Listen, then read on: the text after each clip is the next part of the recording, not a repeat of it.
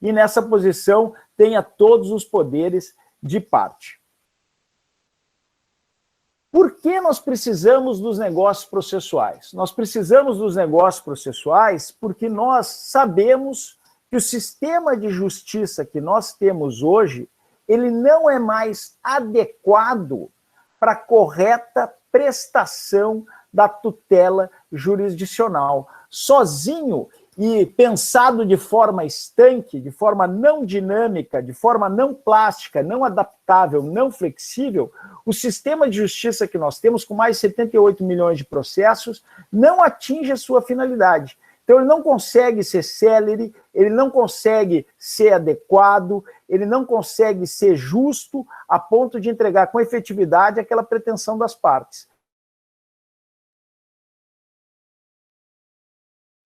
O que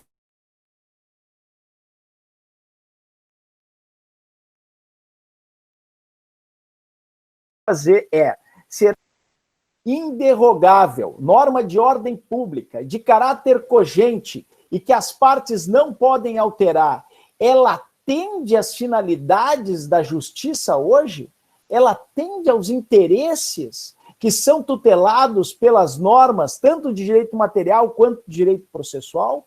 Nós podemos continuar com um processo civil pensado como direito público no século XIX e de forma estanque, no qual as partes não tinham participação na construção do procedimento. Em um momento em que nós estamos no século XXI, com toda essa nova tecnologia surgindo, por exemplo, com intimações feitas por WhatsApp, já regulamentadas pelo CNJ, permitidas, desde que convencionadas entre as partes? Será que nós podemos continuar com as mesmas velhas soluções, a mesma velha ideia, a mesma velha forma de praticar em juízo e fora dele a preparação de um processo judicial? Será que a gente pode pensar da maneira como nós pensávamos antes, que a tutela jurisdicional resultará efetiva apenas porque eu demandarei no Poder Judiciário? Será que não há uma parcela importante da responsabilidade do chamado case management, da construção, da gestão do processo que é atribuída às partes? E aí eu, quando comecei a pensar nessa nossa conversa de hoje, quando eu fui convidado gentilmente pelo Dr. Fabiano para que nós pudéssemos estar aqui hoje conversando sobre esse assunto, e ele me dizia, olha, Zanetti, nós temos uma dificuldade muito grande no nosso Ministério Público, mas eu acredito que no Ministério Público de todo o país, e também aqui no Ministério Público do Espírito Santo, no Ministério Público Federal, no Ministério Público do Trabalho, em todos os ramos do Ministério Público, de aplicar, de colocar em prática essas cláusulas processuais. Nós temos uma dificuldade muito grande de enxergar essas cláusulas, de construir instrumentos para aplicar essas cláusulas. E aí eu me perguntava, o que eu posso deixar de mensagem inicial para os colegas do Ministério Público Brasileiro, para os colegas que estão aqui conosco conversando, que pode nos levar a entender qual é o maior elemento, qual é o maior instrumento que está sendo colocado agora nas mãos dos promotores de justiça, dos procuradores de justiça, do nosso Ministério Público de todo o país. E eu pensei numa frase do Einstein, uma frase do Einstein que dizia o seguinte: você não pode fazer a mesma coisa 1000 vezes e esperar o mesmo resultado.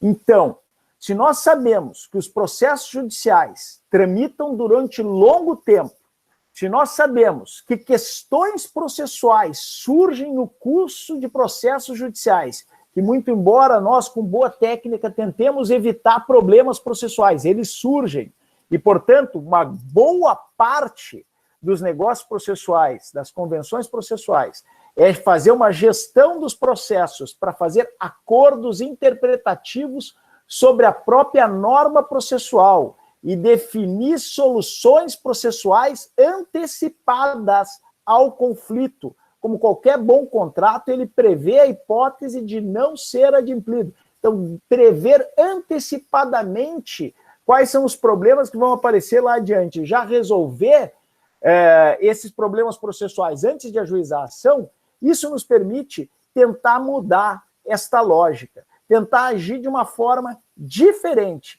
Não da maneira como nós agíamos, simplesmente demandando juízo e esperando que o próprio impulso oficial resolvesse os problemas, mas desenhando a nossa estratégia processual já a partir do processo administrativo dentro do Ministério Público, já a partir do inquérito civil, já a partir dos procedimentos de acompanhamento de políticas públicas, já a partir do nosso termo de ajustamento de conduta, desenhando as soluções processuais para os conflitos futuros, de forma a tornar mais efetiva a nossa atuação. Nós não podemos agir com o processo do século XIX, especialmente porque nós estamos diante de situações muito mais complexas, situações muito mais vivas, situações com desdobramentos e que precisam ser antecipadas e resolvidas, na maior parte das vezes, consensualmente, para evitar a necessidade de um longo debate judicial até a decisão final pelo juiz. Então a gente precisa ter muito presente que é preciso reformar o pensamento. As normas processuais, elas são congêneres, mas elas podem ser convencionais. Nós podemos ter, então, a modificação das normas processuais pelas partes. Isso é um importante elemento de flexibilização do procedimento, para que o procedimento possa atingir a finalidade de tutela das pessoas e de tutela dos direitos, adequada, tempestiva e efetiva. Então, nós precisamos largar de mão aquela visão antiga, ultrapassada, arcaica, de que o processo judicial é disciplinado sozinho no CPC. O CPC, ele é um código de doutrina. Ele é um código de doutrina por duas razões. É um código de doutrina para o passado, porque ele é fruto de uma construção doutrinária sólida que levou até a redação de diversas normas processuais novas, inclusive a cláusula geral dos negócios processuais, que nós vamos analisar logo em seguida, o artigo 190, e que permite negócios processuais atípicos, e também um código de doutrina para o futuro, porque é nosso o dever de interpretar e construir novos negócios processuais, novas doutrinas sobre as quais vão se desenvolver os negócios processuais no novo código.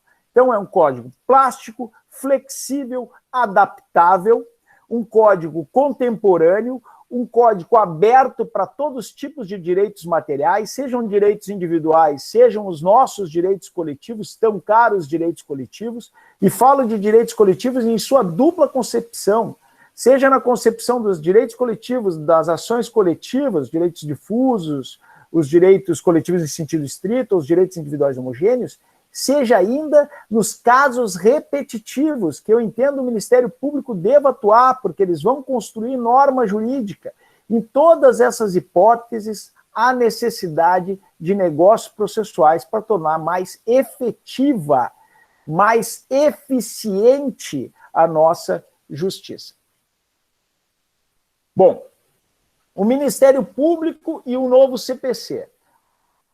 Para começo de conversa, os negócios processuais que estão dentro dessa ideia ampla de autorregramento da vontade, nós temos o autorregramento da vontade pela autocomposição e nós temos o autorregramento da vontade pelos negócios processuais, são uma das duas grandes transformações do sistema de justiça. Não valem só para o processo civil. Valem para o processo civil, mas também para todo o sistema de justiça brasileiro. Tá? Valem para todas as outras áreas do processo. Tá? O direito processual também vai ter aí um complemento importante, porque além dessa mudança do autorregramento da vontade, nós temos a mudança dos precedentes judiciais. Então, as duas grandes transformações do sistema de justiça são o autorregramento da vontade mediante os negócios processuais e os precedentes judiciais. Quando a gente olha para o código, a gente vê que todas essas normas fundamentais do novo Código de Processo Civil, aí eu elenquei 17, na verdade, todas elas se aplicam ao Ministério Público. Nós vamos ver também que o Ministério Público ganhou um reforço no seu poder de agenda. E aí nós temos 2 exemplos no CPC, e tem um exemplo suspenso na lei do pacote anticrime. Depois nós podemos eventualmente discutir. Eu coloquei alguns slides aí sobre a lei do pacote anticrime. Mas nós podemos discutir, que é o artigo 28, o novo artigo 28. O que significa o poder de agenda ao Ministério Público?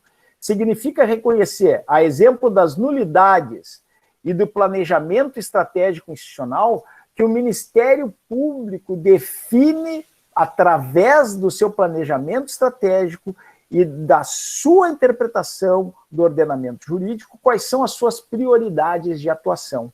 Isso gera uma disponibilidade motivada, uma quebra da obrigatoriedade como regra, criando a possibilidade do Ministério Público sustentar atuações mais incisivas numa ou noutra questão e, assim, regularizar a sua demanda, de maneira a julgar com primazia do julgamento de mérito para obtenção do resultado prático equivalente, que é aquela ideia principal de preservar os bens jurídicos eclipsados na Constituição, que são objeto da tutela do Ministério Público, né? Muitas vezes a gente se pergunta, mas é possível então falar de tutela mediante autocomposição de direitos indisponíveis? Sim, é possível e é necessário falar de tutela de direitos individuais indisponíveis. Por quê? Porque muitas vezes é a tutela processual desses direitos individuais indisponíveis, através da autocomposição, através de negócios processuais, que vai me permitir dar a tutela adequada. Porque se nós pensarmos no tempo que leva um litígio, no tempo que leva uma questão dessas para se resolver em juízo, nós vamos ver que, ao contrário do que parece, ao contrário do que é a promessa da solução determinativa pelo juiz, da solução, eu não gosto muito dessa palavra, é um anglicismo, né? A solução adjudicada. A adjudicação no Brasil tem um significado para a execução. É uma palavra que está sendo muito utilizada quando a gente fala em autocomposição, não gosto muito, é um anglicismo, mas a tutela determinada pelo juiz, a tutela declarada pelo juiz, ela não necessariamente é mais adequada à tutela dos direitos fundamentais que nós, do Ministério Público, estamos comprometidos a garantir. Então é preciso nós percebermos que o poder de agenda, combinado com um foco na tutela de mérito, e o resultado prático equivalente da proteção desses bens jurídicos fundamentais é a principal, vamos dizer assim, a principal arma para o Ministério Público atingir esses objetivos. Então vamos passar agora a analisar os artigos base dessas convenções processuais. O artigo 190 é o artigo que fala da atipicidade, né, a cláusula geral. Eu marquei alguns termos aqui que eu acho interessantes, que a gente discuta entre os colegas, que a gente veja, que a gente analise, e muitas vezes eles passam desapercebidos, por isso que eu os marquei. Versando processos sobre direitos que admitam a autocomposição, é lícito às partes plenamente capazes estipular mudanças no procedimento. Então, a primeira coisa que nós temos que ter bem presentes aqui é que não se trata de processos que admitam transação. Nisso, a lei de mediação é pior redigida que o Código de Processo Civil.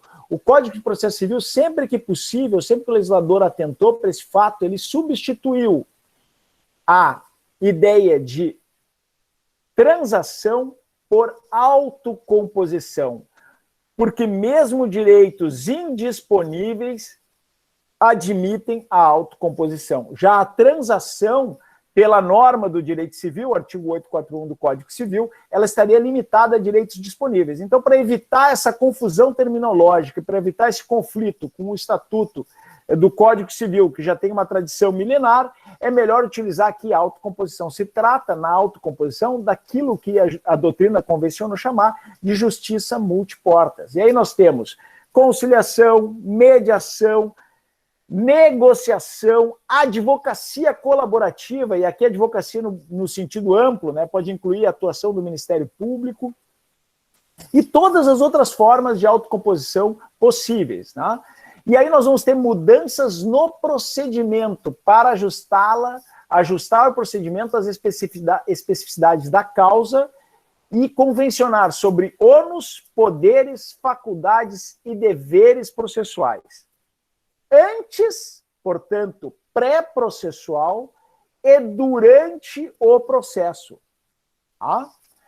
E o parágrafo único, ele é muito importante porque muitas vezes as pessoas confundem aqui, e no final da nossa exposição eu vou falar dos protocolos processuais, né, dos protocolos de negociação processual, acordos coletivos processuais, e as pessoas confundem uma questão aqui que diz respeito a os contratos de adesão. Mas vamos verificar no parágrafo único que o juiz sempre controla a validade das convenções processuais.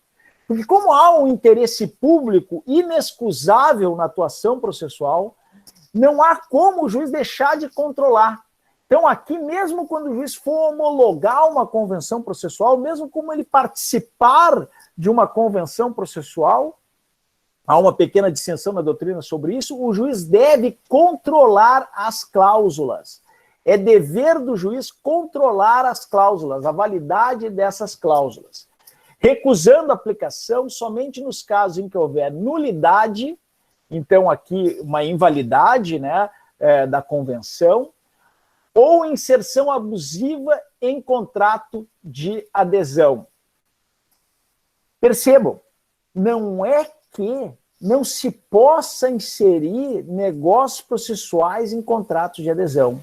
E aí é muito importante, já vai uma primeira sugestão prática para os colegas, quando nós intervimos controlando contratos de adesão através das promotorias do consumidor, nós podemos e devemos, quando necessário, inserir cláusulas negociais processuais mais benéficas para o consumidor.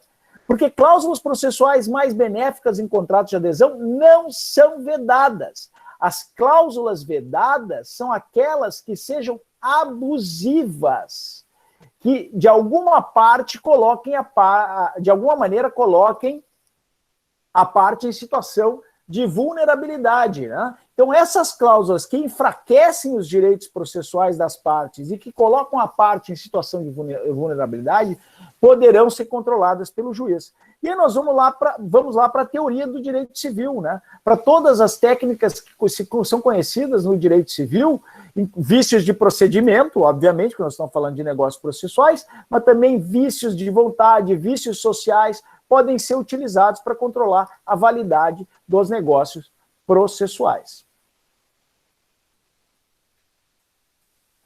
Artigo 191. É o artigo que trata de um negócio ou convenção processual típica, né? Alguns dizem que é um tertium genus, né? Que é o calendário processual, extremamente importante para processos complexos, extremamente relevante para a atuação cotidiana nossa, naqueles casos que nós sabemos que vão demorar.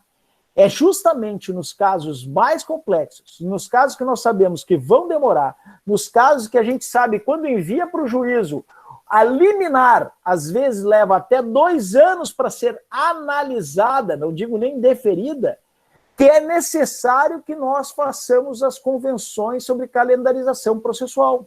Eu vou dar um exemplo também da nossa prática cotidiana nas ações coletivas, né? A manifestação do poder público em 72 horas. Eu sempre insisto que essa manifestação do poder público em 72 horas seja feita em audiência de justificação. O juiz designe uma audiência de justificação. Isso pode ser um negócio processual. O juiz estabelece, nós estabelecemos entre as partes que a ajuizada ação civil pública, existe uma cláusula que determina que para a concessão da liminar, a oitiva do poder público em relação àquela liminar, que está prevista na legislação, será feita em audiência no prazo de 72 horas, a chamada audiência de justificação, que é histórica do processo cautelar e das possessórias. Por que tem que ser na audiência e não por escrito? Porque o prazo de 72 horas por escrito vira um prazo de 6 meses. Então, nós temos que combater aqui, nessa gestão processual que nós vamos fazer, através dos calendários processuais, através dessas técnicas de contratualização do processo, né, de convenções processuais, nós temos que prever os gargalos que fazem com que as nossas ações, e é para isso que talvez os estudos técnicos dos Centros de Estudo e Aperfeiçoamento Funcional, como os CEAFs, né, e dos Ministérios Públicos que têm centros de inteligência, possam colaborar, mapear aonde estão os gargalos processuais, e a partir desse mapeamento, estabelecer cláusulas processuais padrão para que não ocorram esses gargalos. Tá? E essas cláusulas processuais padrão, como nós, por exemplo, somos litigantes repetitivos nas ações de improbidade administrativa, podem ser feitas mediante protocolos judiciais com o próprio Poder Judiciário, porque não está dito que a oitiva do Poder Público em 72 horas tem que ser uma oitiva do Poder Público por escrito. Então, nós podemos muito bem convencionar com o Poder Judiciário que essas audiências se realizem como audiências de justificação, e o Poder Público tem a oportunidade de explanar aí as suas questões, as suas considerações a respeito daquela demanda feita pelo Ministério Público. Tá? Então, a calendarização processual, ela é muito importante, e ela já mostra um outro elemento, né, que nós temos que ressaltar sobre os negócios e as convenções processuais. Se as convenções e os negócios processuais são válidos, eles vinculam o juiz. Não vem aqui ao caso decidir, nesse momento, não é a nosso escopo, porque não é uma questão tão relevante assim para nós aqui, pelo menos não agora, a gente pode voltar no debate sobre isso, discutir se o juiz é ou não parte na convenção processual. Né? Nós temos aí uma polêmica sobre isso na doutrina. Mas percebam que na calendarização processual, de comum acordo, o juiz e as partes podem fixar calendário para a prática de atos processuais quando for o caso. E aqui o juiz está vinculado. Bom, mas o juiz está vinculado aos negócios processuais, às convenções processuais das quais ele não participou? Ele está vinculado por heterovinculação. Mesmo que não tenha participado, mesmo que não tenha homologado a decisão, o juiz está vinculado, porque se o negócio processual é válido, o juiz não pode dele se excusar. Tá? Uma outra norma importante sobre negócios processuais, que está no nosso código, é quase uma cópia do código anterior, né? O professor Antônio do Passo Cabral, que escreveu a tese de livre docência sobre as convenções processuais, e talvez seja uma das nossas maiores autoridades, com certeza, a maior autoridade nossa, e é do Ministério Público Federal, maior autoridade nossa sobre o tema dos negócios e das convenções processuais no Brasil, ele já mostrava que esse dispositivo existia no Código de Processo Civil anterior, e que já era então possível defender a existência de convenções processuais atípicas no Código de Processo Civil anterior. Se nós olharmos a história das convenções processuais, nós vamos ver que, inclusive, o CNMP reconheceu na resolução número 118 as convenções processuais como uma das espécies dentro da política nacional de autocomposição. Então, há todo um movimento em prol dessas convenções processuais. E os negócios, as convenções processuais no artigo 200, eles estão disciplinados tanto no que diz respeito aos atos bilaterais como aos atos unilaterais de vontade. Os atos das partes, consistentes em declarações unilaterais ou bilaterais de vontade, produzem imediatamente a constituição, modificação ou extinção de direitos processuais.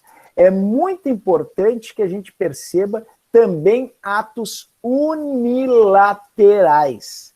Desistência de recurso, renúncia de recurso. Renúncia de recurso é ato unilateral. Não depende da vontade da outra parte. Então, aí,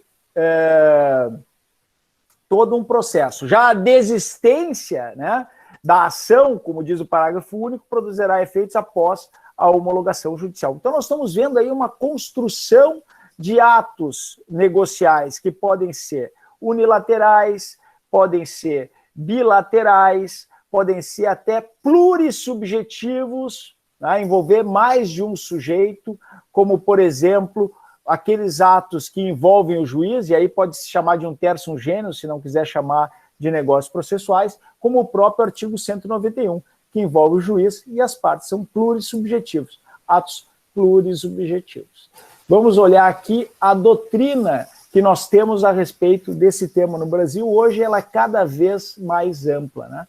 Nós estamos aí com uma profusão de novos livros, novos estudos sobre negócios processuais. Eu destaco aqui o livro do professor Antônio do Passo Cabral, o livro do professor Loïc Cadier, que é esse professor francês que era o presidente da Associação Internacional de Direito Processual Civil, de Direito Processual, da qual eu faço parte, né? E que nessas 6 lições brasileiras trata, nas últimas 2 lições, muito dos negócios processuais, dos protocolos processuais para a gestão dos processos. O livro do professor Fred Didier Júnior, que traz os ensaios dele sobre negócios jurídicos processuais, um professor também muito dedicado a esse tema. O livro do professor Robson Godinho, sobre negócios processuais sobre ônus da prova, e aí já mostrando que nós podemos ter negócios processuais sobre prova, é um tema que eu quero trabalhar com vocês mais adiante. O livro de negócios processuais da coleção Grandes Temas do novo CPC, né? E esse livro também tem um segundo tomo sobre negócios processuais, mostrando que esse tema tem se desenvolvido de forma significativa na doutrina. E com isso eu volto a dizer, esse é um tema feito para a prática. Muitas vezes, vocês talvez queiram me perguntar isso no final, professor, quanto tempo faz que nós já temos o novo CPC? E o CPC tem 4 anos de vigência, né? Parece muito, mas é muito pouco para uma lei. E nós nunca ouvimos falar de negócios processuais. Pois bem, muitas vezes, institutos do direito levam algum tempo para serem efetivados. Nós estamos tentando aqui já romper um pouco do gelo a respeito desse instituto. Mas mais do que isso, negócios processuais bem feitos são como qualquer contrato. Eles evitam a judicialização. Se eu sei que eu vou ter dificuldades na judicialização por causa dos negócios processuais, e eu vou dar um exemplo aqui de um negócio processual que eu considero fundamental, nós vamos tratar um pouco sobre ele mais adiante, que é um negócio processual no qual eu estabeleço quem deve pagar a produção da prova pericial. Porque hoje nós temos polêmica sobre esse assunto, mas ainda a orientação dos precedentes do STJ é no sentido de que o Ministério Público, nas ações coletivas, não precisa adiantar honorários do perito. Mas nós temos alguma polêmica sobre esse assunto. Então nós precisamos convencionar quem deve pagar. Se já está convencionado quem deve pagar, surgiu um conflito no TAC sobre se foi cumprida ou não determinada cláusula do TAC que precisa a produção da prova, talvez a gente não precise ajuizar a ação coletiva. Talvez não precise ajuizar a ação coletiva para produzir a prova, já que a obrigação de pagar a prova já está estabelecida na convenção processual. A parte paga, se esclarece a questão de fato, e com o esclarecimento da questão de fato, se sabe se a responsabilidade foi da parte ou se não foi. E aí nós sabemos se quem é o responsável por sanar essa irregularidade. Tá? Então, nós estamos percebendo aqui o quanto as convenções processuais preparam para a solução do conflito. com ou sem litígio. Aqui ainda ressalto alguns outros livros novos, né? Esse livro da Lorena Miranda, muito bom, sobre convenções processuais e o poder público, né, que esclarece que, evidentemente, quando se trata de convenções processuais com o poder público, né, valem as normas de direito público, e inclusive as normas relacionadas aos atos administrativos, porque a prática de uma convenção processual também é um ato administrativo.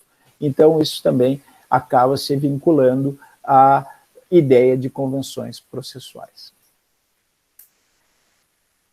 Ministério Público e as convenções processuais. Então, Antônio do Passo Cabral aqui fala dessa tendência à negociação e à flexibilização da indisponibilidade do interesse coletivo. E aí eu trago para vocês o que eu considero ser uma norma muito evidente. Nós falamos sobre isso no início, mas ela ainda é uma norma pouco compreendida, né? Por quê? Porque quando nós temos um problema de saúde, nós procuramos um médico, ele vai fazer análise clínica e ele vai dizer, através dos sintomas e do conhecimento dele, qual é o medicamento adequado. Quando nós estamos diante de um conflito que precisa ser resolvido pelo direito, nós devemos fazer a mesma coisa. Tá? O promotor de justiça, o advogado, atuando colaborativamente, esclarecendo quais são os fatos relevantes, e para isso servem os procedimentos administrativos, estabelecendo qual é o direito aplicável, e é o ponto que eu vou chegar logo a seguir, eles conseguem desenhar o conflito para permitir a sua solução adequada. Quando o conflito está claro, se sabe exatamente qual é o conflito, se sabe quais são os fatos e se sabe qual é o direito aplicável, a solução nasce para a autocomposição. Há um estímulo à autocomposição. E os negócios processuais ajudam a preparar esse ambiente, na medida em que eles dizem de quem são as obrigações processuais quando controvertidas. E aí, no artigo 1º da Resolução 179, o parágrafo 1º, quando fala do compromisso de ajustamento de conduta, ele vai dizer o seguinte: não pode o órgão do Ministério Público fazer concessões que impliquem a renúncia aos direitos e interesses difusos, coletivos e individuais homogêneos, que é um núcleo do direito. Isso a gente não pode renunciar, nós sabemos que isso é indisponível para os colegitimados nas ações coletivas. Porém, pode ele fazer nos compromissos a negociação para a interpretação do direito a ser aplicado no caso concreto. E as outras questões que a gente conhece, a especificação das obrigações adequadas e necessárias, em especial o modo, o tempo, o lugar de cumprimento, bem como a mitigação, a compensação, a indenização dos danos que não possam ser recuperados.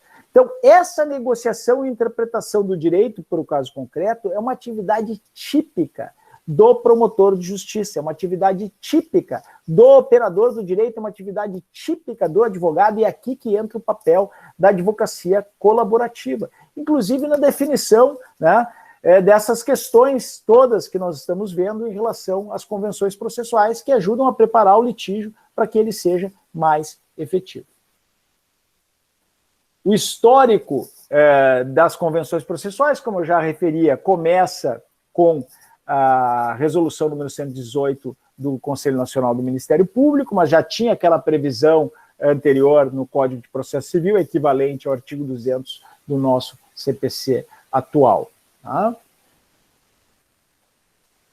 E aí, algumas linhas que eu escrevi a respeito dos negócios processuais, que eu acho importantes que nós consolidemos, né? Os negócios processuais estão, portanto, na vanguarda do autorregulamento da vontade, e eles permitem ao Ministério Público adaptar ou flexibilizar os procedimentos a partir das convenções. Realizar convenções antes e durante o processo. Aplicar as convenções como um instrumento dialogal no âmbito da cooperação processual objetiva. O que eu quero dizer por cooperação processual objetiva? Isso que nós acabamos de dizer: gerenciar o caso, identificar quais são os fatos relevantes, identificar qual é o direito material aplicável e tentar a solução autocompositiva. cooperação objetiva, cooperação para com o processo, para a solução do conflito. Inclusive mediante cláusulas nos termos de ajustamento de conduta. Isso não é só doutrina, isso está na resolução número 118 CNMP. Os artigos 15, 16, 17, se eu não me engano, da resolução, tratam exatamente disso.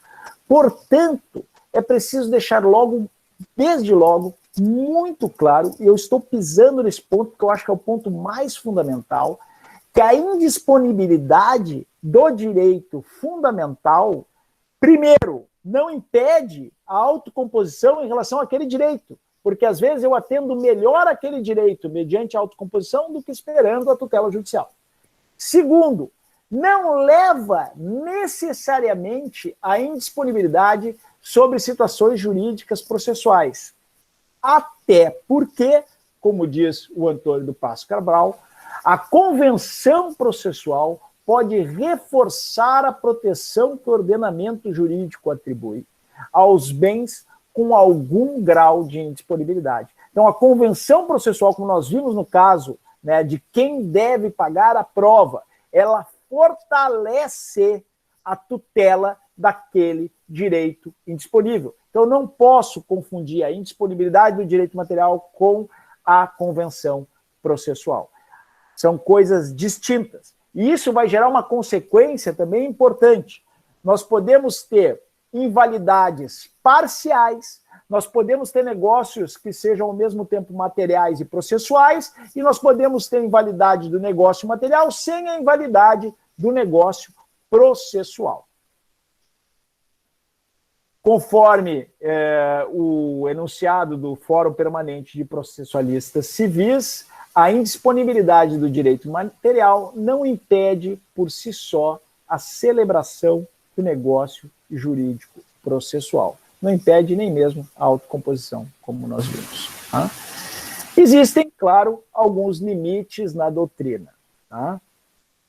Algumas discussões nós podemos fazer aqui sobre o que é possível dizer não está no âmbito dos negócios processuais, das convenções processuais, o que pode ser retirado dessas convenções, o que seria inválido em absoluto.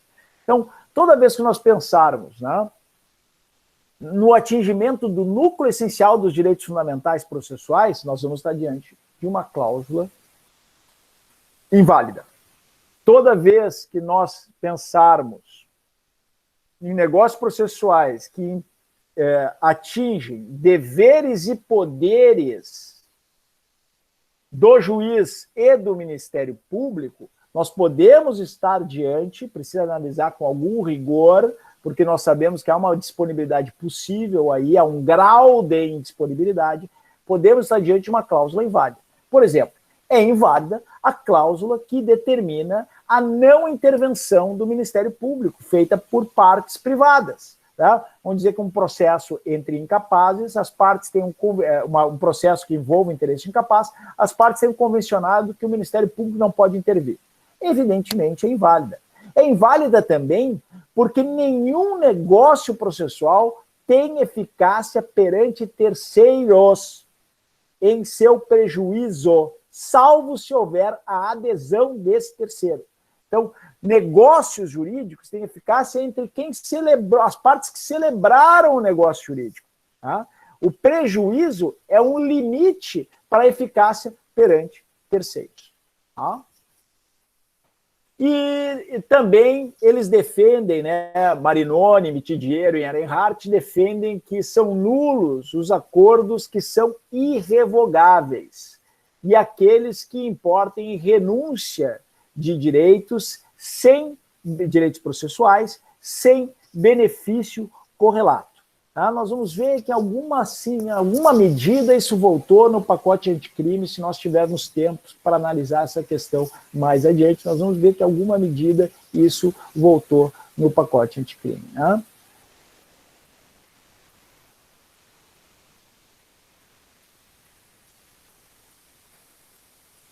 Então, nós já vimos essas questões mais gerais.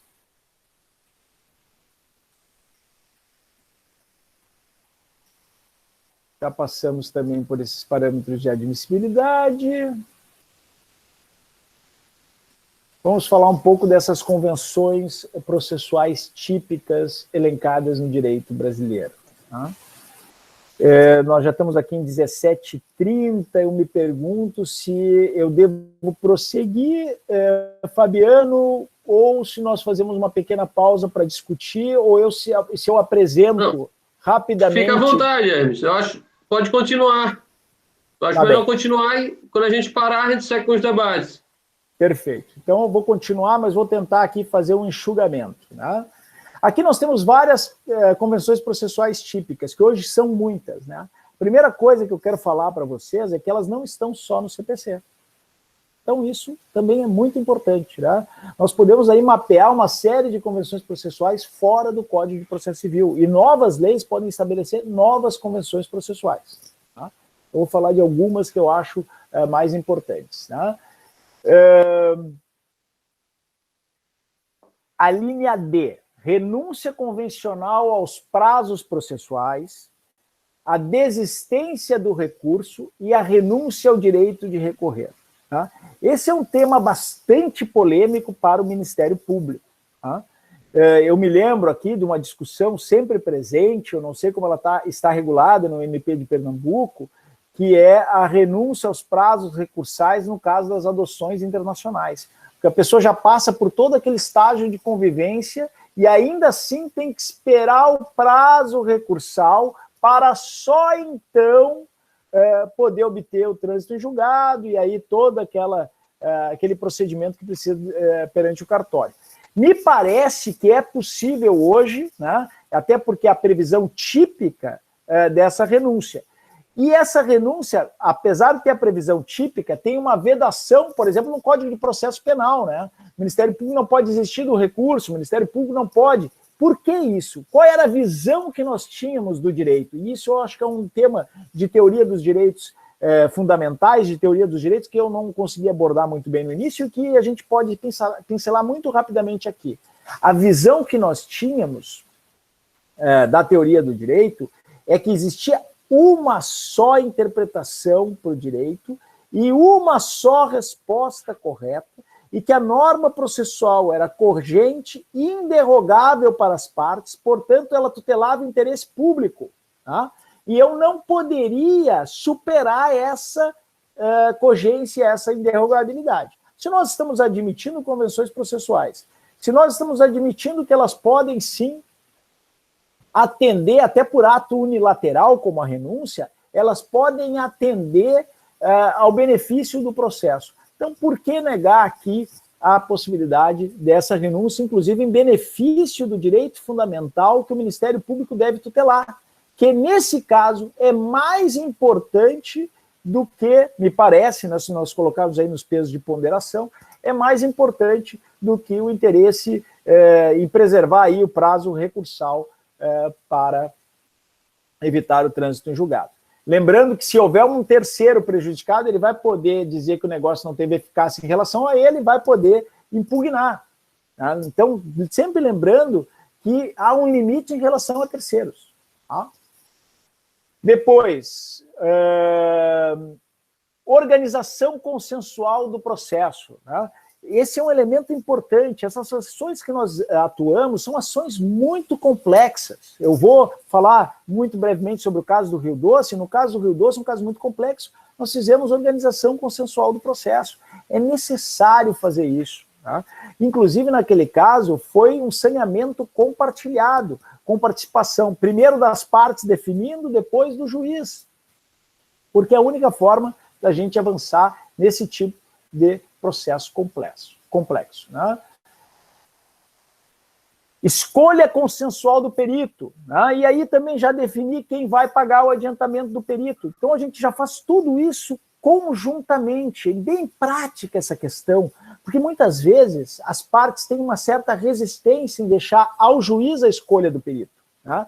Muitas vezes o empresário ele quer financiar a prova, né? Ele quer produzir a prova, mas ele tem confiança em um determinado perito. Né? E eu não estou falando aqui de peritos que tenham problemas de parcialidade. Não é essa a questão, né? Um dos negócios processuais, inclusive, é dispensar assistente técnico. Eu estou falando aqui de peritos que possam ser confiáveis também para o Ministério Público. E a escolha consensual evita o conflito sobre decidir quem é o perito. No caso do Rio Doce, teve algumas situações que nós ficamos discutindo durante longo tempo quem seria o perito. Até que houve ali a possibilidade de uma solução consensual. Mas, vejam, isso é muito melhor do que eu ter que decidir, o juiz decidir, eventualmente isso gerar uma impugnação futura, isso gerar uma eventual nulidade, um retorno do processo ao estado anterior. Então, a solução consensual, ela blinda em relação ao recurso e blinda em relação à discussão futura. Também nós temos aqui outras ainda típicas, né? Algumas muito interessantes, né? Eu vou falar aqui daquelas que eu acho que são mais importantes. O acordo de impenhorabilidade, também muito importante. Tem determinados réus que aceitam fazer acordos com o Ministério Público, inclusive termos de ajustamento de conduta, assumem compromissos, mas eles querem preservar determinado tipo de patrimônio. Nós sabemos hoje que é possível a gente discutir a penhorabilidade do bem de família de elevado valor, mas pode ser que aquele bem de família seja muito relevante para essa pessoa. Então ela só aceita fazer o acordo com o Ministério Público se preservar esse bem de família, né? Ela tem outros bens, então nós podemos, por exemplo, estabelecer uma impenhorabilidade daquele bem específico, protegendo os interesses. E olhem só como é interessante isso, né? Nós aqui estamos voltando para aquela base da autocomposição. Não se trata de posições, né? O Ministério Público quer efetividade, o réu quer se proteger e evitar que o Ministério Público avance sobre os seus interesses. Nós estamos aqui falando de interesses. A parte tem condições de solvibilidade, tem outros bens que podem ser penhorados, então eu posso estabelecer um acordo de penhorabilidade em relação a algum bem, eu posso estabelecer preferência de penhora em relação a outro bem, inclusive alterando as preferências legais, desde que seja para proteger. Eu posso fazer até a constituição de uma hipoteca legal, eu posso aí proteger os interesses do Ministério Público, dando à parte ex-adversa um certo conhecimento do que ela deve esperar caso ela venha descumprir o compromisso de ajustamento de conduta. Dá mais segurança para o Ministério Público, dá mais segurança para a parte ex-adversa. E aqui uma importante lição sobre a autocomposição em geral, não só sobre os negócios processuais. Nós temos que buscar os interesses para preservar interesses de ambas as partes, inclusive da parte ex-adversa, né? No Ministério Público do Espírito Santo, nós temos uma norma que eu considero fundamental e que é a norma base da processualização dos procedimentos. É uma norma que determina que antes do ajuizamento da ação coletiva seja ouvida a parte que será a ré na ação coletiva, para que ela tenha oportunidade de se manifestar. Ela tenha oportunidade de esclarecer as suas questões. Isso fortalece o contraditório dentro do procedimento, que tendencialmente é inquisitivo, reforça, inclusive, a prova que nós produzirmos, e a gente pode, inclusive, convencionar que se a prova foi produzida com a participação da outra parte, com assistente técnico da outra parte, e por um instituto público, né, uma universidade, um laboratório, que essa prova vai ser válida no processo. Nós podemos convencionar isso com a outra parte também, no termo de ajustamento de conduta. Então, tem aqui uma série de elementos que a gente pode ver facultam esses instrumentos de convenções processuais. E aqui, 2 ou 3 regras de outras leis, né? O acordo de... o pacto de mediação prévia obrigatória, né? Que está previsto no artigo 2º, parágrafo 1º da lei da mediação, e isso quer dizer que a gente pode estabelecer um pacto de autocomposição obrigatória. Eu defendo, no curso de processo coletivo que eu escrevo com o professor Fred Didier, que a audiência de mediação e conciliação obrigatória do 334 vale também para as ações coletivas. Eu acho fundamental que a gente defenda isso, está dentro dessa lógica do Ministério Público Resolutivo. Nós podemos fazer um pacto prévio, né? E esse pacto cria uma vedação de ajuizar, antes de ajuizar a ação, antes da ação prosseguir, precisa primeiro fazer a tentativa de mediação. Não é a mesma coisa da mediação. A mediação não é obrigatória, a conciliação não é obrigatória, a autocomposição não é obrigatória, mas a tentativa é obrigatória. Tá? O acordo de não persecução civil, que agora está previsto no artigo 17, parágrafo 1º da Lei de Improbidade Administrativa, e o acordo para interrupção do prazo de contestação também na improbidade administrativa, que a gente está vendo que essas normas se espalham, então, por todo o ordenamento, não ficam limitadas só ao Código de Processo Civil. Tá? Nós podemos falar sobre improbidade administrativa, esse tema agora ficou bastante bem resolvido, né? Nós estabelecemos aqui no pacote anticrime a possibilidade da celebração de acordo de não persecução civil, e aí pode haver alguma dúvida quanto à interpretação, mas no meu entendimento não há a menor dúvida que isso permite tanto durante o processo, né, como mostra o próprio artigo 10A, e em qualquer momento do processo, porque toda política de autocomposição é voltada para que o acordo seja feito em qualquer momento dentro do processo, inclusive na fase de execução, tá? Como também pré-processualmente, né, com pacto de não persecução. Tá? Depois nós temos aqui, sobre a improbidade administrativa, uma pergunta que sempre é feita por todos os colegas. Eu acho que a resolução do Conselho Superior de Minas Gerais estabelece um dispositivo muito interessante nesse sentido, né, que diz que nos acordos, né, nas improbidades que resultem em perda da função pública, não é a perda da função pública que é acordada, né? Há um ato unilateral de vontade, a renúncia da função pública por parte do agente público ímprobo é que é registrada no acordo, né? Assim como a renúncia do direito de candidatar-se a cargos eletivos por determinado período. Então, essa renúncia é um ato unilateral e renúncia a direitos fundamentais, como nós vamos ver logo adiante. Aqui eu trouxe alguma doutrina, vai ficar disponível para vocês, depois eu mando para o Fabiano esses slides. Eu trouxe alguma doutrina. Renúncia a direitos fundamentais é um tema conhecido, direitos fundamentais são renunciáveis pelo próprio titular, né? E isso acontece todos os dias. Tá? Colaboração premiada é um negócio processual atípico na improbidade administrativa, né? E eu, junto com o professor Fred Didier, já há muito tempo nós defendemos a possibilidade da colaboração premiada na improbidade administrativa, e por que não dizer a colaboração premiada em outras ações coletivas, né? Que envolvam aí responsabilidade, inclusive responsabilidade civil, né? Quando é necessário para a obtenção de prova, né? E eu acho que isso é muito importante, porque o artigo 3º-A do pacto, do pacote anticrime, ele vai dizer que a colaboração premiada é um negócio jurídico processual que visa ser um meio de obtenção de prova, que não pode ser uma prova única, isolada, a gente sabe disso, né? Mas ela pressupõe a utilidade e interesse público, né? E o colaborador deve narrar todos os fatos ilícitos para os quais concorreu e que tenham relação direta com os fatos investigados. Aqui é uma cláusula de validade da colaboração premiada que eu gostaria de extrapolar e sugerir que os senhores coloquem sempre nos negócios processuais em que há uma dúvida com relação à veracidade dos fatos que estão sendo narrados pelas partes que estão fazendo o negócio processual à convenção. Por quê? Porque a parte, se tem informações, ela deve revelar essas informações. É cartas na mesa. A regra é que as provas precisam estar transparentes e disponíveis para quem vai fazer os acordos. Isso vale para qualquer autocomposição, né? Essa nivelamento da assimetria de informações, mas vale especialmente para as ações coletivas, processos complexos.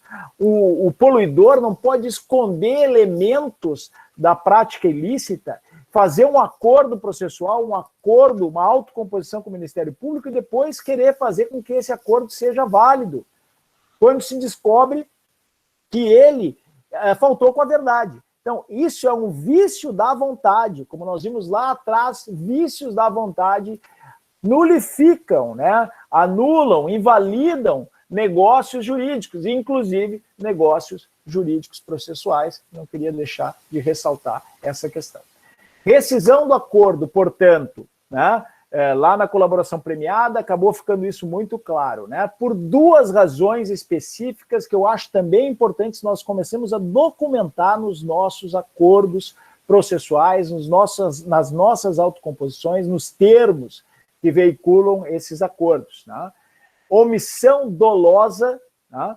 Ele omite fatos ilícitos para os quais concorreu e que tenham relação direta com os fatos investigados. Tá? E segundo,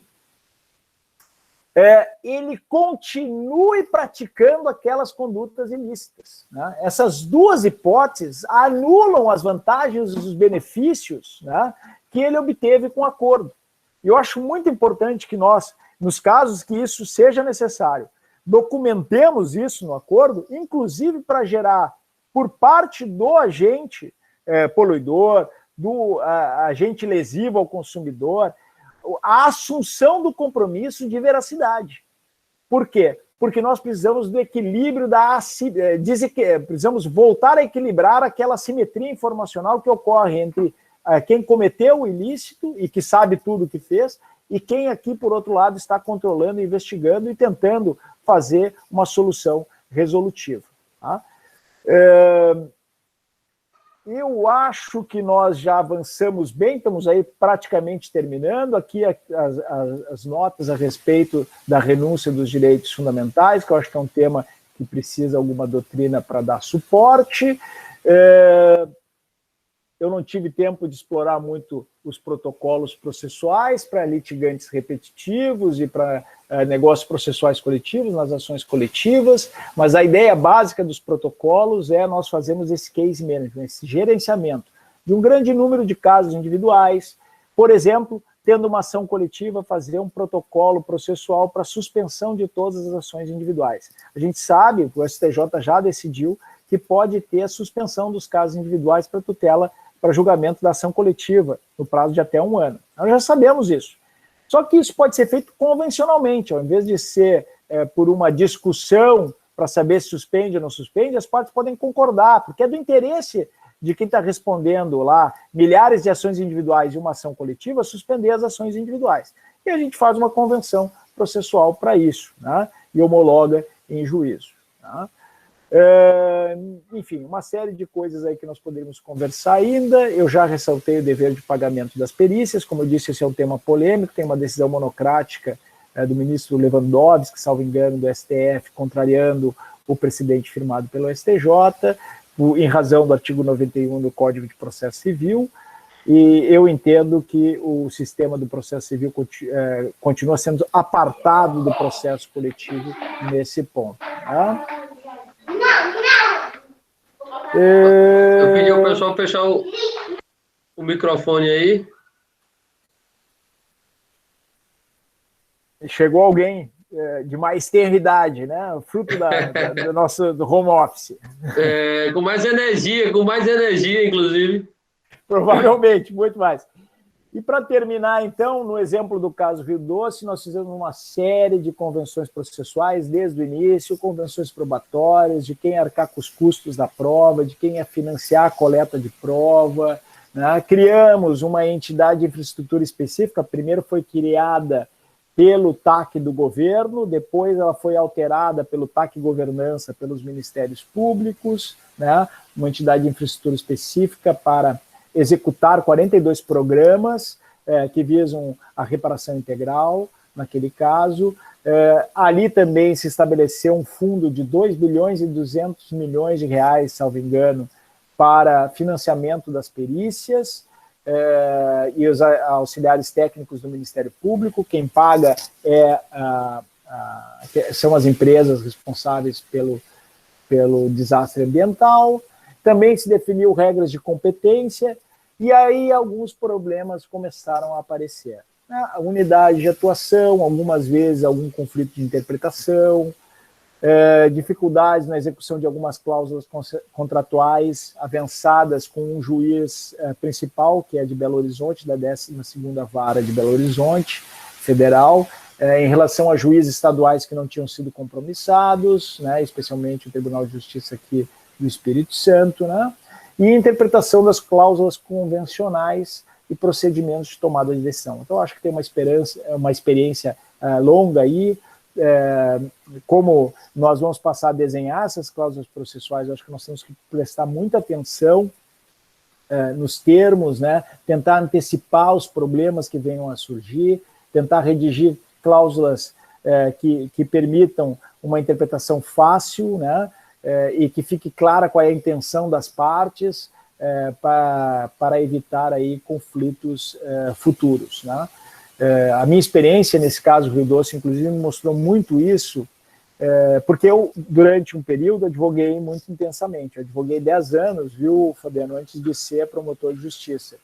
E naquele período, eu trabalhei muito com contratos. E eu me lembro, né, o quanto o advogado trabalha para a construção das cláusulas contratuais no interesse do seu cliente. E ambos os advogados fazem esse trabalho. Isso gera uma melhoria geral no contrato. No caso Rio Doce, quando nós estávamos analisando os termos de adesão para as indenizações individuais, nós fizemos esse trabalho exatamente como deve ser feito. A gente decompôs as cláusulas contratuais. Do lado de lá, as empresas tentavam resistir para uma maior proteção para o seu cliente. Do lado de cá, o Ministério Público e a Defensoria Pública procuravam limpar as cláusulas para que elas não dissessem mais do que poderia ser admitido no ordenamento jurídico, né? Só para ter ideia do que estou falando, né? Tinha uma cláusula de quitação geral, inclusive para danos futuros. O que nós dissemos? Olha, não posso fazer com que a parte que já é vulnerável, menos favorecida, assuma uma responsabilidade, que essa indenização, dando quitação para uma indenização, de danos que ela ainda nem sabe que poderão acontecer, danos que ainda não são conhecidos. Essa cláusula seria, inclusive, inválida do ponto de vista do direito civil, e nós retiramos essa cláusula. Tá? E uma série de outras cláusulas que nós acabamos passando por convenção, como, por exemplo, uma cláusula que impediu a prescrição desses direitos individuais, né? Eles tentavam aí fazer passar a ideia de que quem não aderisse aos programas de indenização por parte da companhia, da empresa Renova, né, da Fundação Renova, eles perderiam esses direitos, né, perderiam essas pretensões, seriam encobertas as suas pretensões por força da prescrição. E nós fizemos uma cláusula negocial no sentido de que eles reconheciam a inocorrência da prescrição. A inocorrência da prescrição pode ser reconhecida convencionalmente. Com isso, nós estamos fazendo gestão dos processos, gestão dos conflitos e permitindo que aqueles que devem receber os seus direitos e ter sua tutela efetiva consigam obter a sua finalidade, que eu acho que é a principal missão do Ministério Público. Depois que passar a pandemia, por favor, visitem a nossa belíssima cidade de Vitória, senão eu vou ter a alegria de visitar o Pernambuco. E queria mais uma vez agradecer aí o Fabiano, o Silvio, queria agradecer a minha procuradora-geral, a doutora Luciana Andrade, e ao doutor Francisco Dirceu Barros, nosso procurador-geral de Pernambuco, dizer que foi uma alegria ter estado com vocês, me coloco aí à disposição para alguns questionamentos. Hermes, muito obrigado. Vou fazer aqui a mediação, né, para a abertura dos debates, mas de plano já digo a você que nós todos estamos aqui bastante entusiasmados com todo esse leque que você abriu aí sobre a negociação processual. Isso mostra o quanto a gente precisa se empoderar deste conhecimento e colocá-lo em prática. O Ministério Público, a grandeza que ele tem, ele não pode estacionar no nível de conhecimento, vamos dizer, antes do CPC 2015. Então, o CPC 2015 veio e a gente precisa se apropriar de cada uma das regras dela e colocá-la em prática, para a gente dar um salto de qualidade no nosso trabalho. Começar aqui os debates, eu vou fazer logo uma pergunta para começar, mas em seguida vou passar para nossos colegas. Já sei que o Procurador-Geral Dirceu tem perguntas. Cumprimentar nosso amigo Silvio, nosso diretor aí querido, que já A Hermes já deu as boas-vindas ele aqui. Vou fazer a seguinte pergunta logo aí para a gente, nesse bate-bola, Hermes. Seguinte, o que você acha, o que você nos prescreve, nos recomenda a respeito de cláusulas sobre as partes não recorrerem em eventual ajuizamento da ação, né? Você firmar ali um TAC e colocar uma cláusula onde as partes não poderão recorrer para as instâncias extraordinárias. A gente limitar o processo ao segundo grau. Você está garantindo ali o direito ao duplo grau de jurisdição, mas está cessando está acordando que não se vá para as instâncias superiores. Porque a gente sabe que demora bastante, mas eu queria ouvir de você como é que a gente poderia tornar isso efetivo e isso uma naturalidade nos nossos TACs, nos nossos termos de ajustamento de conduta. Eu acho essa cláusula muito interessante. Eu acho que, em princípio, ela é válida, mas o controle da validade dessa cláusula vai depender de um outro juízo. Tá?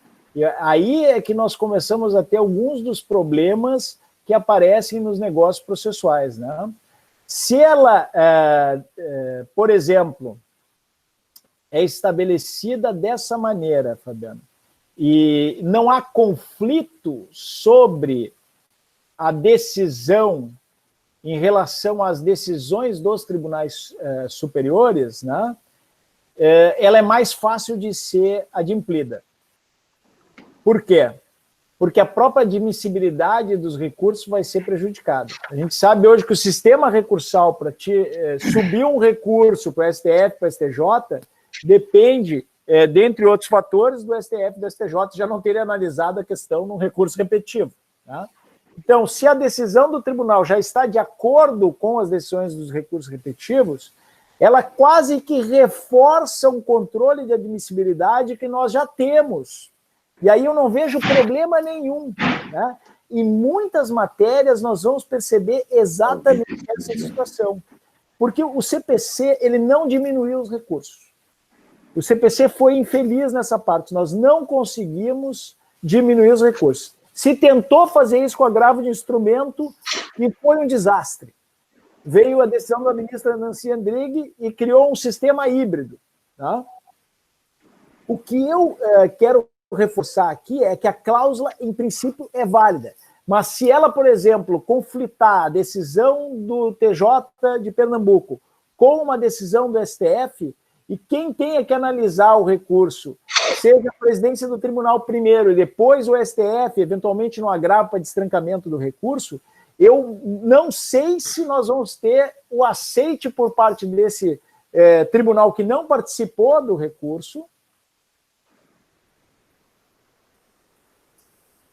não participou do negócio processual, do negócio, da convenção, não participou da convenção, se nós vamos ter o aceite desse tribunal. Ele pode, controlando a validade, dizer, não, aqui eu quero manter a unidade de direito, eu vou aceitar o recurso para garantir a aplicação conforme aos meus precedentes. E aí a gente já tem uma vinculação entre negócios processuais e precedentes judiciais. Mas eu queria dizer para ti o seguinte, então, para concluir, eu acho que é válida, em princípio ela é válida, pode haver um controle de validade pelo tribunal que não participou, mas ela se torna mais válida se nós estabelecermos ela no sentido de que, havendo precedente nos tribunais superiores, a decisão do tribunal estiver conforme a estes precedentes. Aí nós reforçamos a ideia de limite de admissibilidade do recurso com a cláusula. Entendi. As partes já aceitam.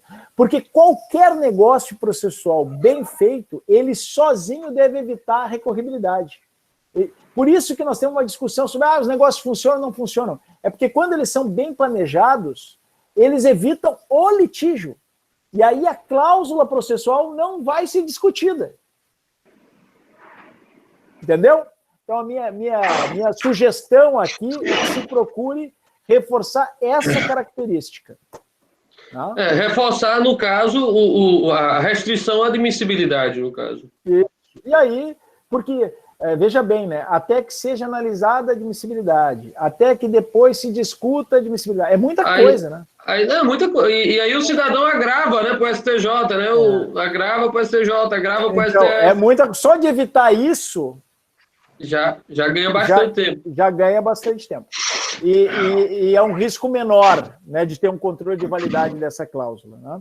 E uma segunda sugestão que eu faria é a possibilidade dos negócios para execução imediata com a decisão de primeiro grau.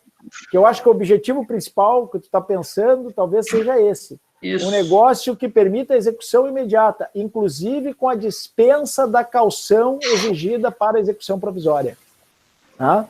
As partes se conformando com a decisão de primeiro grau, porque em nenhum lugar está dito que se a parte não recorrer, ela é obrigada a recorrer. Tem uma norma que preveja a obrigatoriedade do recurso? Nenhuma. Então, se a parte se conformar com a decisão, acaba ali. Se vocês convencionarem que ambas as partes vão se conformar com a decisão, o conflito pode acabar ali. Tá? Então, mais uma pergunta aí, vou roubar um pouquinho mais do tempo aí. Ernest, a respeito de provas,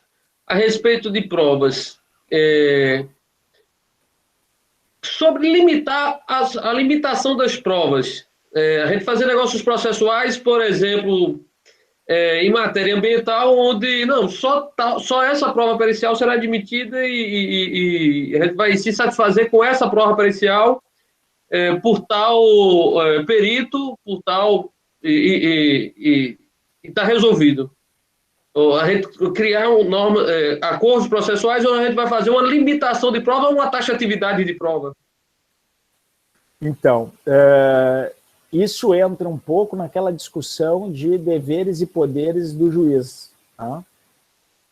Nós vamos ter parte da doutrina dizendo que esse tipo de negócio ele afeta a cognição do juízo, e como o juízo tem um dever de descobrimento da verdade e pode determinar a produção de provas periciais, em especial em processos que digam respeito ao interesse público, como é a maior parte dos casos nos processos coletivos, né, nos nossos processos, se poderia argumentar nesse sentido.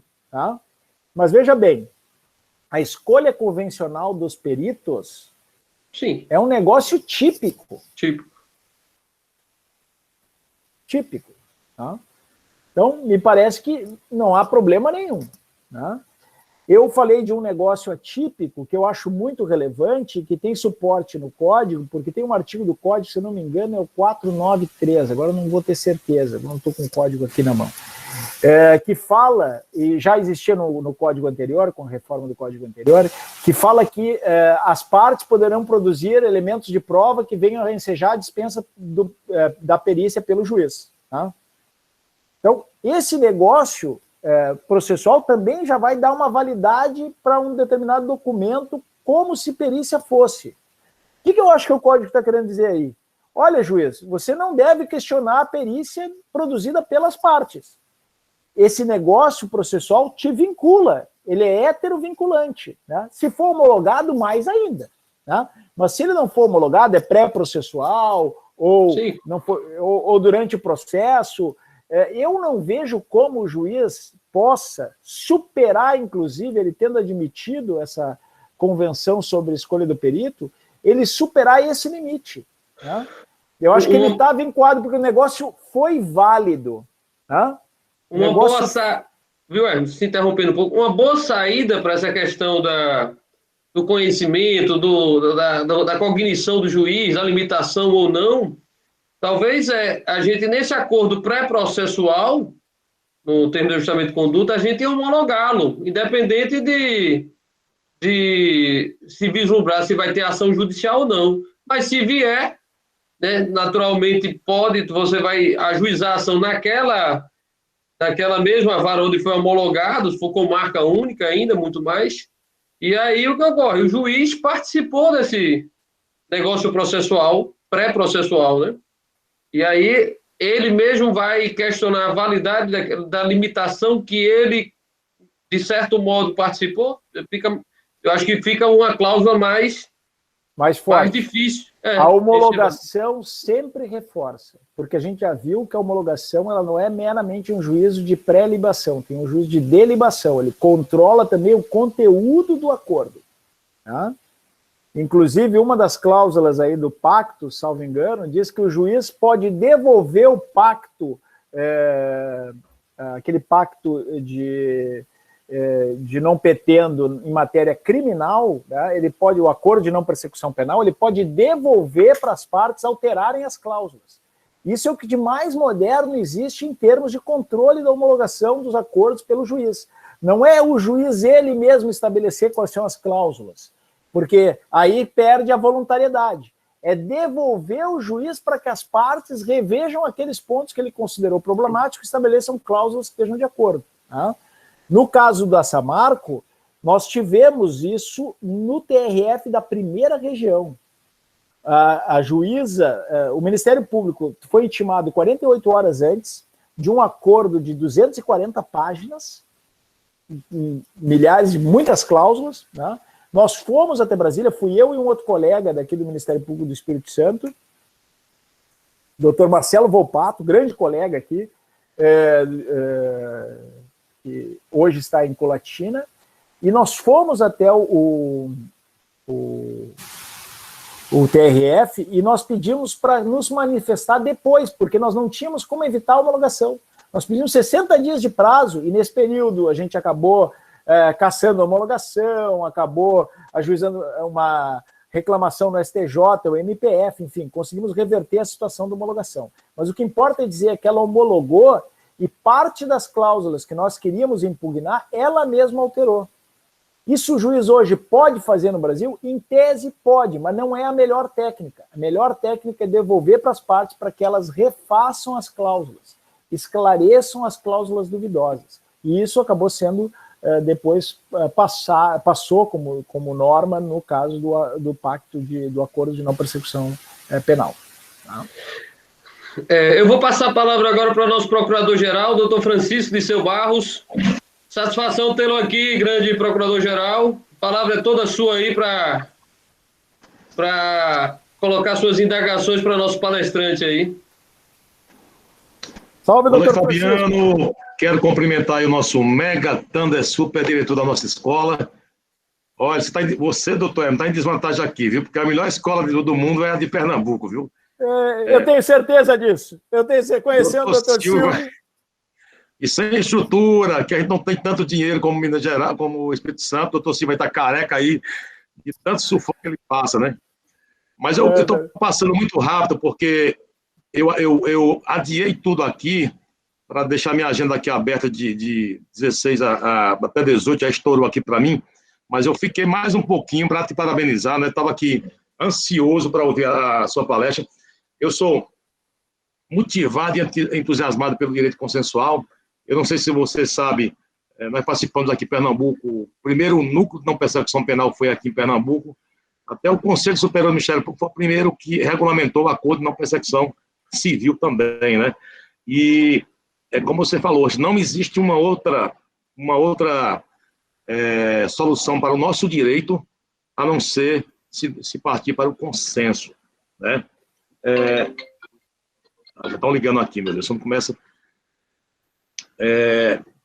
E principalmente, você está falando no processo civil, vocês processo civil estão muito adiantados, né? Vocês estão anos-luz do nosso processo penal.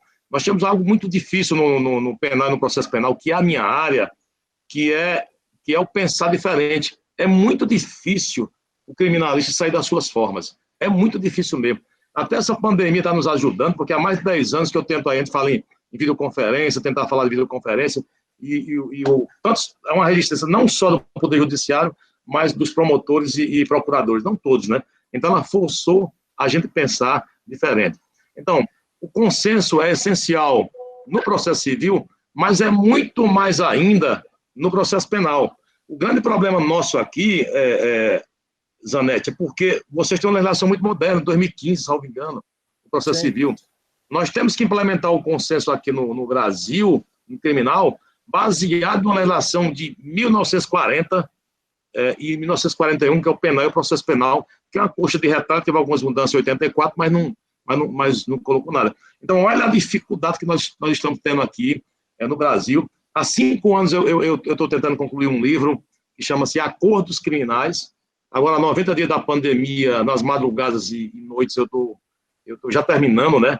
E você falou coisa muito interessante. Eu queria ficar mais para te ouvir, porque não tenho como resolver o problema criminal com os preceitos e princípios criminais, que são todos ultrapassados, herdado do século XVIII, da relação de Mussolini, que o pessoal fica com essa formação dentro de uma forma criminal e que não se permite pensar diferente. Por isso que eu parabenizo aí as 64 pessoas que estão aqui se permitindo a pensar diferente, mas nós precisamos de ajuda dos processadores civis para poder implementar princípios aqui no criminal.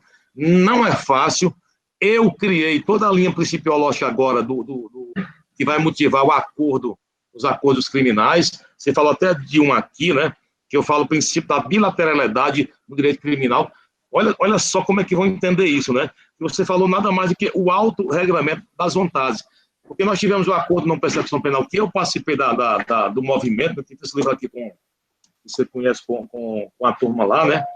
E não foi fácil, a gente foi criticado demais durante 3 anos, mas mesmo depois agora de efetivado, que virou lei, está havendo uma verdadeira uma confusão na doutrina que está descaracterizando totalmente o acordo de não persecução penal. Há uma resistência do acordo de não persecução da ação penal, que está em curso, ou seja, não é fácil realmente você tratar de direito consensual no direito criminal, né? Mas nós vamos resistir, né? Temos como necessidade grande, nós saímos um relatório do CNJ agora, que nos motivou bastante a comprovar o que todo mundo sabe: o sistema criminal está falido. 1/3 dos homicídios estão destinados para prescrição. Ou seja, a cada 300 que a gente consegue apurar, vai para a prescrição. E se você não estão sabendo aí, nós temos uma coisa chamada Covid-20, que é pior do que a Covid-19, que é a morosidade do sistema criminal brasileiro. Você coloca aí na internet e vai ver um absurdo. 550 mil pessoas foram assassinadas em 10 anos. Isso é guerra civil. Desses 550 mil assassinados, nós não conseguimos chegar a 8% de eficiência. Ou seja, nem 55 mil nós não conseguimos punir. Então, nós temos um sistema falido, ou vai para a forma consensual, ou não tem uma outra forma de você trabalhar com direito criminal. Por isso que é muito bem-vindo, e eu quero parabenizar mais a escola e encerrar dizendo que nós temos uma novidade. O nosso sonho de fazer o nosso congresso internacional consensual não morreu ainda. A gente ia fazer agora em maio, né? O segundo, né? Esse é o segundo, né?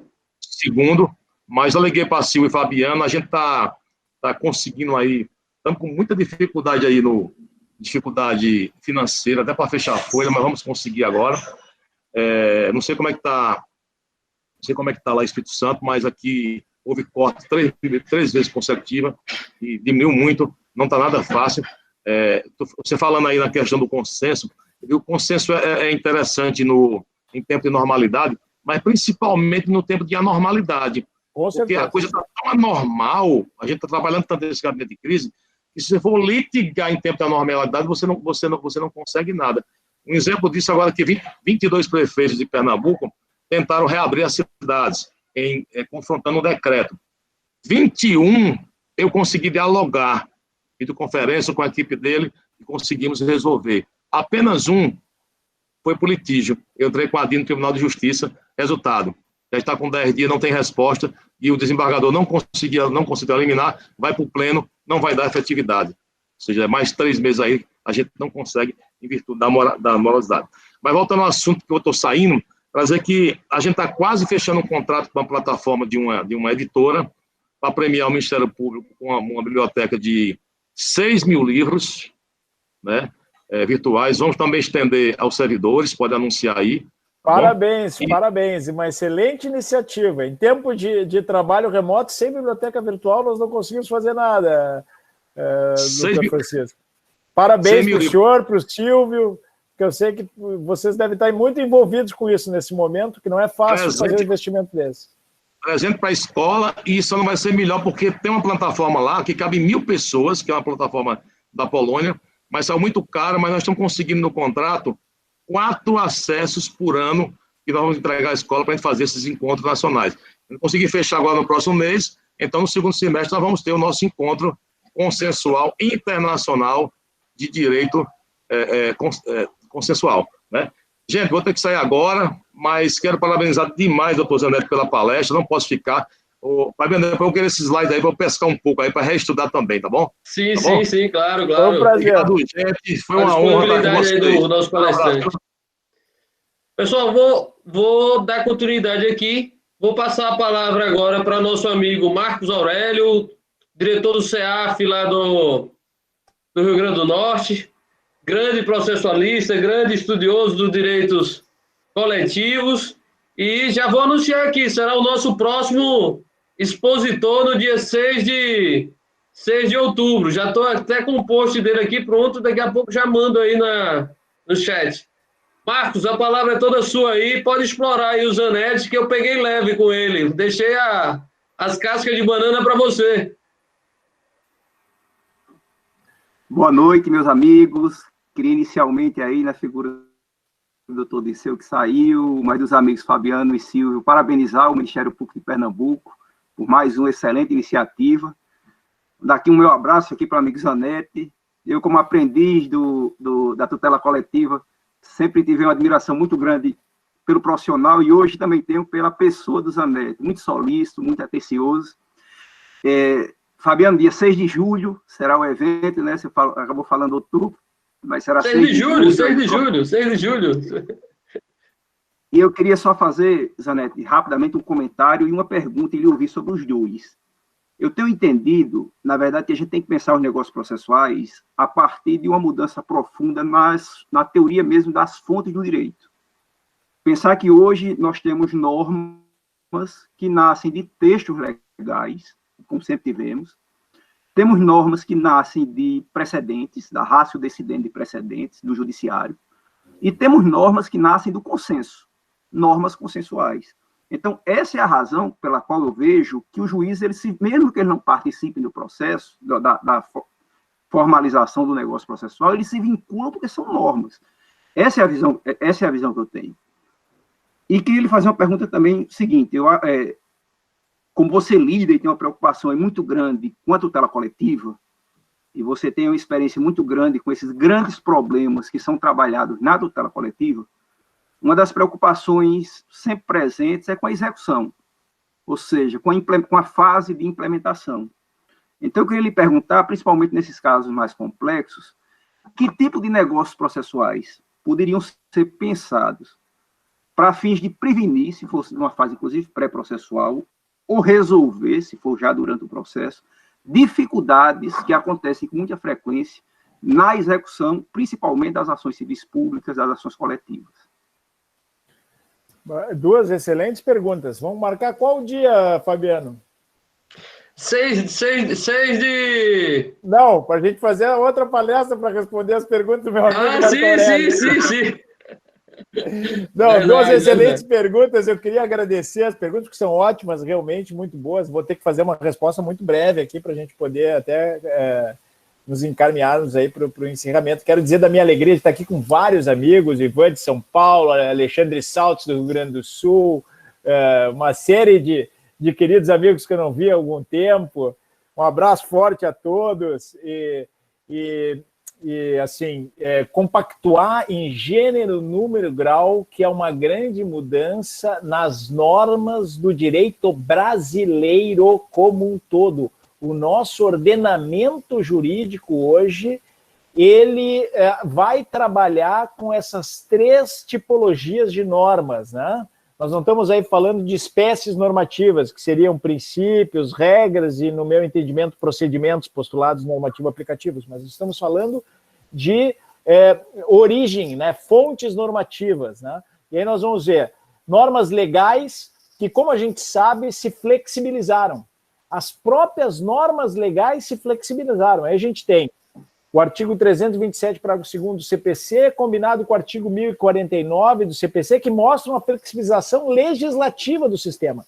Ainda que nós tenhamos tido uma mudança no anteprojeto por uma redução da flexibilidade, porque a gente ia ter uma cláusula geral de flexibilização formal do procedimento que não passou.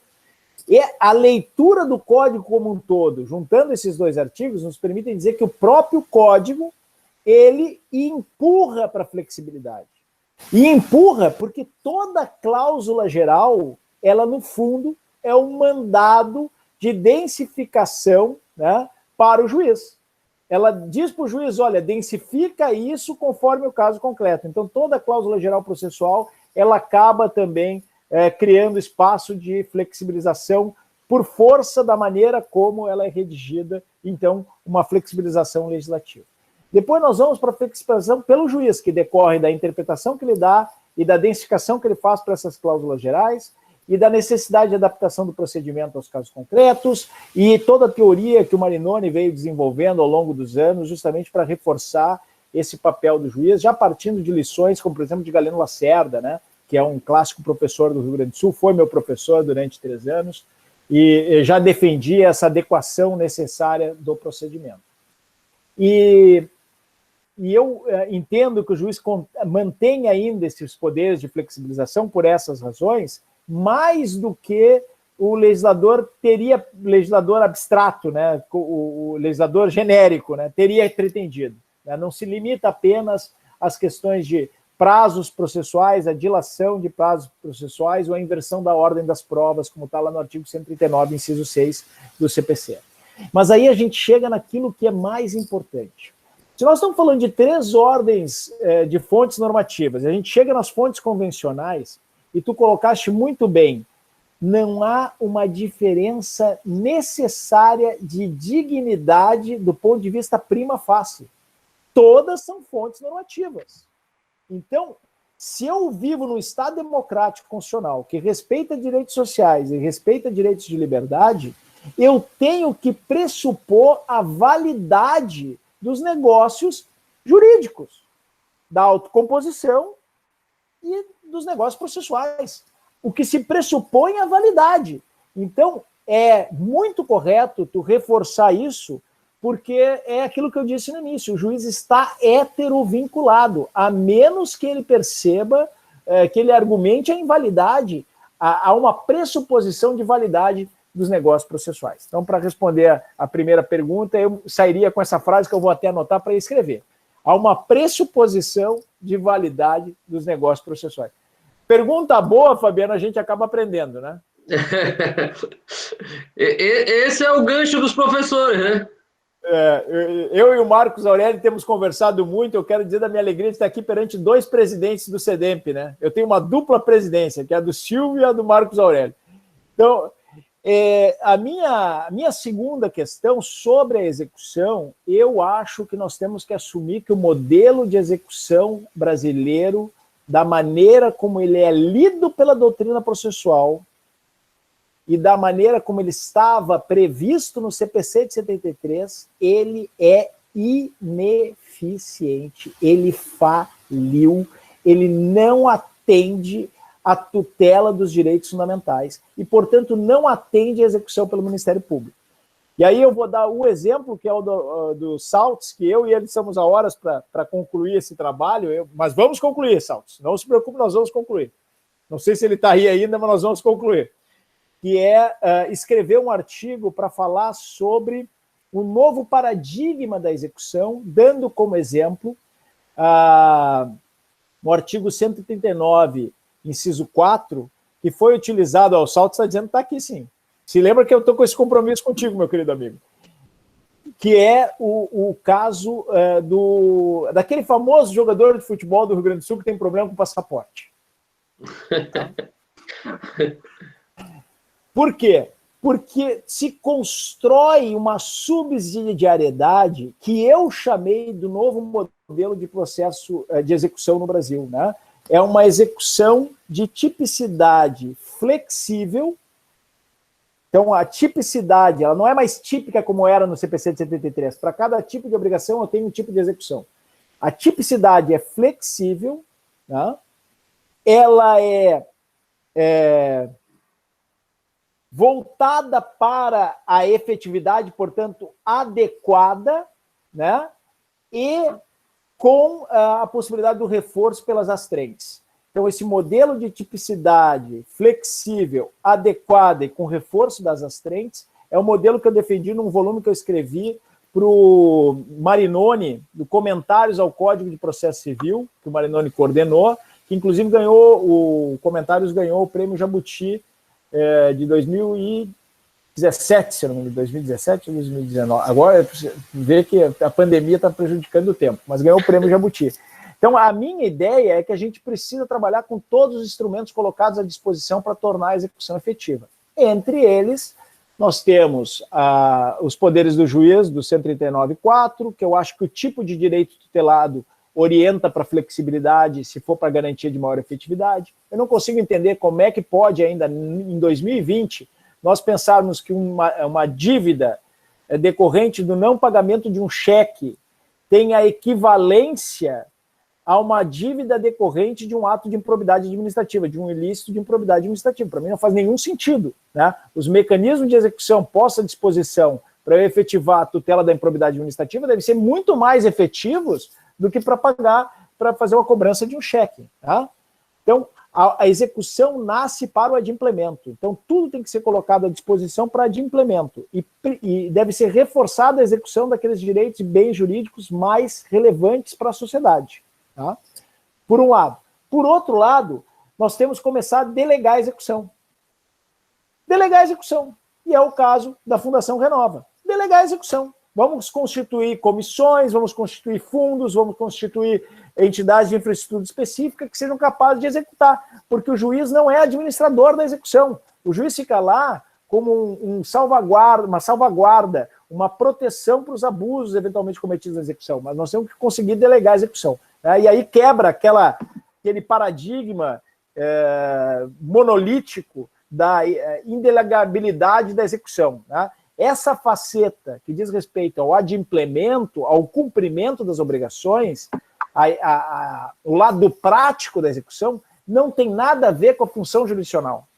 No meu entendimento, isso pode ser feito, inclusive o sistema brasileiro deveria progredir para nós termos execução, por exemplo, execução fiscal feita pela própria administração, até por entes privados ou por um modelo misto, como existe em outros lugares do mundo. Tá? Então, eu acho que a gente precisa mexer nisso. Estava errado, o modelo que a gente tinha adotado era um modelo que estava pensando num problema religioso de origem romana, né, e que não faz mais sentido em 2020 a gente continuar com o mesmo problema. Esse é muito mais antigo, esse problema é muito mais antigo do que o problema geral do procedimento. A gente está com adiantado da hora, 6h25, eu te pedi mais 5 minutinhos, Hermes, só porque a colega Sinara, lá do Pará, coordenadora do CAOP coordenadora do NUPEA lá do Pará, ela quer fazer uma pergunta aí. Tem outra pergunta também em seguida que aí eu faço para você e a gente encerra. Maravilha. Estou adiantado da hora aí, já estamos quase 6h30. É justo. Amanhã eu vou participar de um evento do Banco Mundial, vou falar em espanhol. Se vocês não quiserem perder a oportunidade, né? Vai ser um ítalo, espanhol, português, mas eu vou falar da atuação do Ministério Público na Covid. Ah, bacana. Depois você manda o link aí para a gente acessar. Manda o link. Sinara, faça sua pergunta direto aí, Sinara.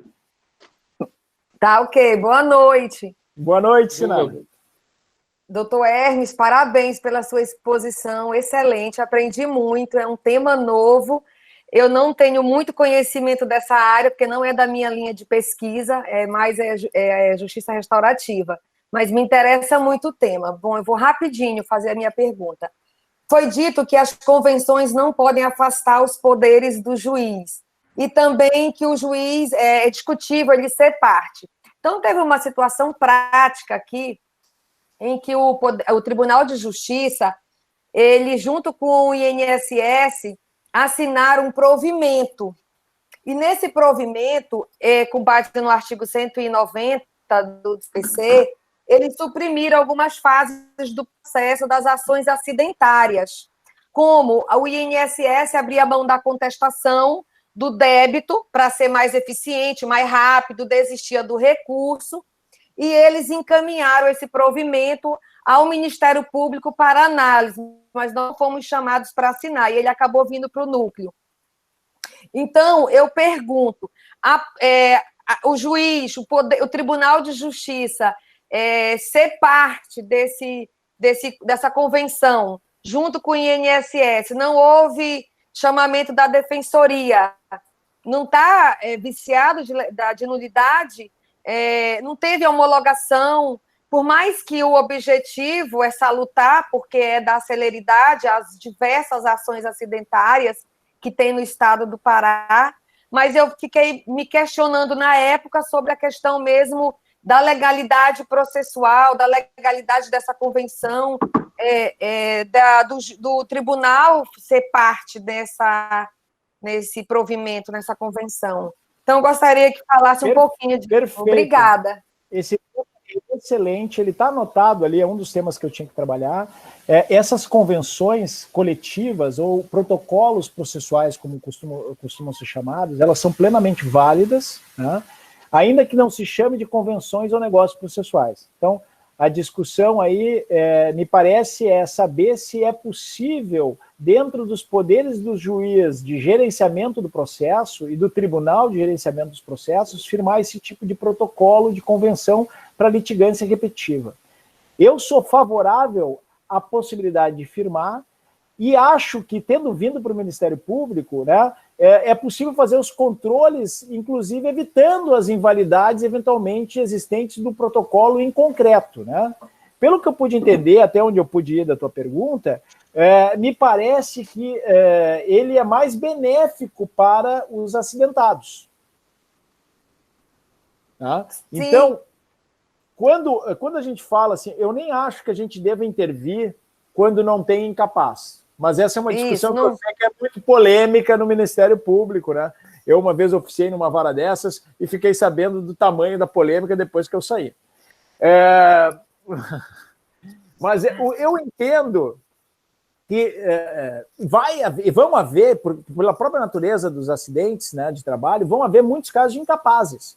Então, claro que o Ministério Público tem que fiscalizar e tem que fazer parte, até porque vai ter um conteúdo normativo. E aí é uma outra esfera toda de intervenção do Ministério Público que a gente não está prestando atenção e que eu queria chamar a atenção.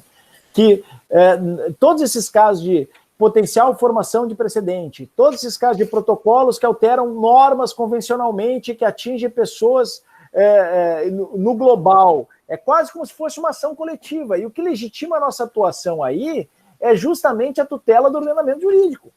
Então, eu acho que a gente tem que intervir e a gente não deve abrir mão desse espaço. Esse é um espaço muito mais importante de intervenção do que a intervenção na ação individual acidentária. Tá?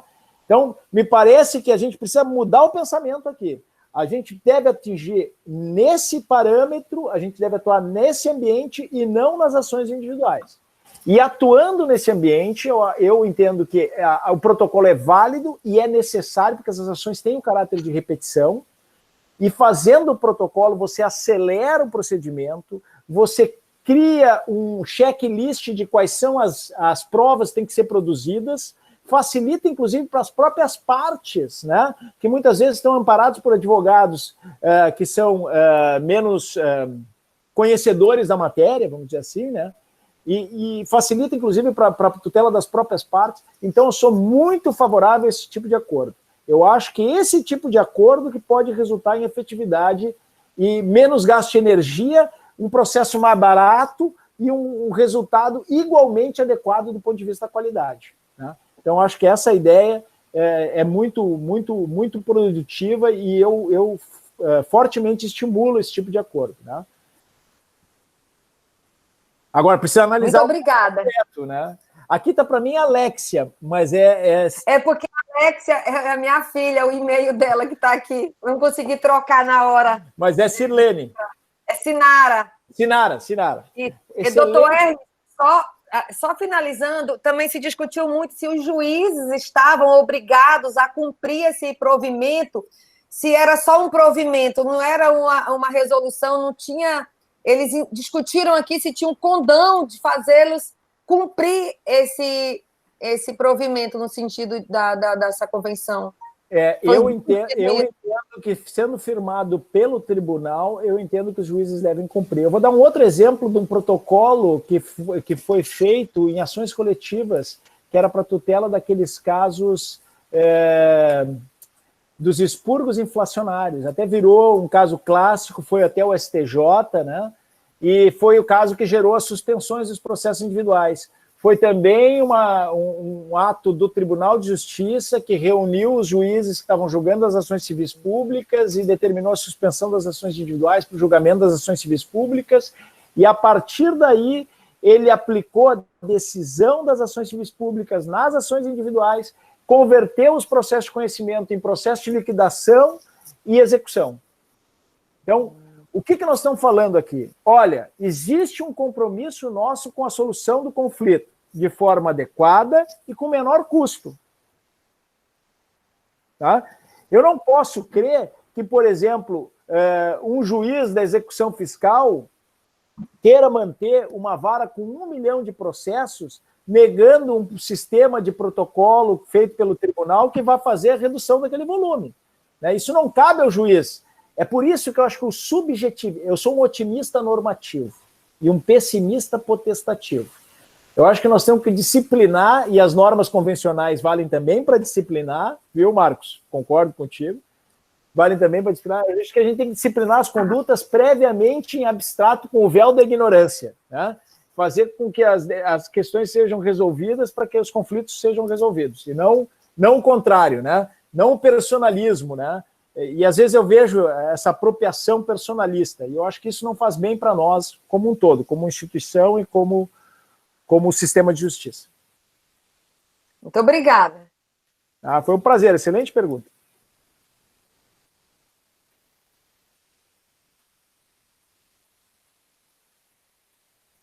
Tá sem som. Mal? Hermes, pelo adiantado da hora aí, a gente vai agradecer a sua disponibilidade, sua alegria, o seu entusiasmo de poder compartilhar seus conhecimentos com colegas do Ministério Público do Brasil todo, e dizer que foi um momento de grande aprendizado. Assim, a gente sabe que 1 hora, 2 horas, o tempo é pouco, mas é o suficiente para despertar aquela chavezinha e dizer, pô, eu tenho que ir beber dessa fonte, eu tenho que ir atrás desse conhecimento, eu tenho que colocar isso em prática. Eu tenho que me apropriar desse conhecimento. Então, dizer que foi uma satisfação estar com todos os colegas aqui do Ministério Público Brasileiro. Passar a palavra aí para o doutor Silvio, que não deu nenhum alô aí para a gente, ficou só observando, e pedir para o doutor Silvio fazer as honras do encerramento aí do Conversa Autocompositiva no NUPEA Escola Convida. Convidar a todos para dia 6 de julho estar aqui com o nosso querido Marcos Aurélio, com um tema sobre negociações coletivas em tempos de pandemia. Silvio, a palavra é toda sua aí para fazer o encerramento do nosso evento aqui com o Hermes Zanetti. Forte abraço, Hermes. Mais uma vez, obrigado aí pelo prestígio da sua presença. Prazer foi Obrigado, meu. Fabiano. Obrigado, Fabiano. Um grande abraço no professor e meu querido amigo Hermes. A satisfação enorme recebê-lo aqui no Ministério Público de Pernambuco, com todos os colegas de todo o país. Sei da tua agenda, que é complicada. Além de diretor de Escola do Espírito Santo, ainda coordenam a ENAM, que é a Escola Nacional, fora as outras atividades tuas. E sei a deferência de estar presente conosco nesse encontro aqui, meu amigo. Muito obrigado pela presença. Agradecer a presença de Marcos também, nosso presidente do SEDEMP, o procurador-geral que está aqui presente, todos os colegas também que estavam presentes no evento. Saí logo numa fogueira, dizendo logo, o procurador me colocou numa fogueira com 2 grandes diretores de 2 grandes escolas. Vou logo dizendo que aqui em Recife, eu não sei no Espírito Santo, mas tem um ditado, olha, quem ama o feio, bonito lhe parece. Então, apesar da escola ainda estar engatinhando, tem muita coisa para para se avançar, amiga, que é muito pequena ainda. E o que se avançamos alguma coisa foi agradecer, em especial agradecimento ao Procurador-Geral, que realmente investe muito na escola superior do Ministério Público, e a amigos como o Fabiano, que é um parceiro, e é também integrante da escola, um grande companheiro aqui nessa luta da gente. Então, é com esses amigos que a gente consegue avançar em alguns pontos aqui na escola. No mais, pedir desculpas pelo atraso, porque eu faço parte de uma comissão processando da Corregedoria, trabalho difícil, outra fogueira, mas precisa ser feito. Então, tive condições só de chegar um pouco atrasado, mas ainda há tempo de beber da sua ciência aí, meu amigo. Sou admirador seu, tal com todos aqui presentes, tenho livros seus aqui em casa, então é uma honra recebê-lo e a satisfação tê-lo nesse evento. Um forte abraço e também convidar a todos para o próximo evento também, com a parceria da NUPEA com a escola, com o nosso grande amigo Marcos Aurélio, que é outro grande colega e grande professor. Eu agradeço muito, Silvio, Fabiano, procurador, doutor Francisco. Quero dizer, assim, mais uma vez, agradecer a minha procuradora-geral, doutora Luciana Andrade, que, assim como o procurador anterior, doutor Éder, estimula muito esse debate com os colegas. Eu aprendi muito, gostei muito, e nós estamos sempre na fogueira, Silvio. Isso realmente não tem jeito. Mas é um pouco uma sina, né? Aí eu vou responder com um ditado lá do Rio Grande do Sul, né? Que eu já nem sei se é válido, porque eu ando meio cansado. Diz o seguinte: quem corre por gosto não cansa. Né?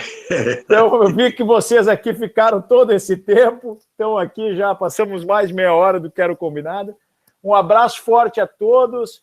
Não percam a próxima sessão com o Marcos Aurélio, tenho certeza que vai ser genial e brilhante. Já tive com ele em outras oportunidades, é um grande palestrante também, um grande professor. Eu vou fazer o possível para estar junto com vocês. Se eu não conseguir estar presente no dia, eu vou assistir o vídeo, viu, Marcos? Então, pode ter certeza que eu vou estar lá o tempo todo.